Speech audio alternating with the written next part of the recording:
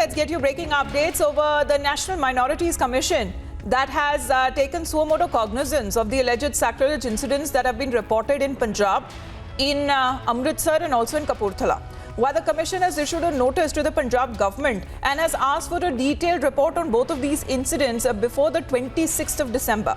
Now, this is the Minorities Commission there asking the Punjab government to file a report before the 26th of this month, where the National Minorities Commission has taken suo motu cognizance of both of these incidents that has been reported of alleged sacrilege in two gurdwaras, one being the Golden Temple in Amritsar itself, and has now issued a notice to the Punjab government on also the other alleged incident of sacrilege that was reported in a Gurdwara in Kapurthala.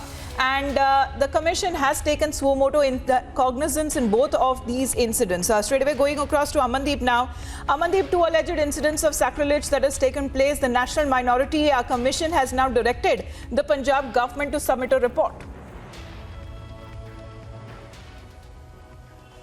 Well, exactly, Amita. The point is that National Minority Commission has taken the suo motu notice of both the incident. Either it was sacrilege or it was killing of a person, and the person who was killed in that entire incident. And in fact, they have taken the suo motu notice and directed Punjab government to file a report before 26th of January on both the cases. And a detailed report has been sought in that what the police investigation has done, and even what the Punjab government efforts to settle down the emotions of Sikh community, just because these two incidents are related and hurting the Sikh sentiments in Punjab. That is creating the law and order situation in Punjab. So that is the reason they wanted a time-bound investigation as well, and they have asked to file the report before 26th of January. In fact, a detailed report.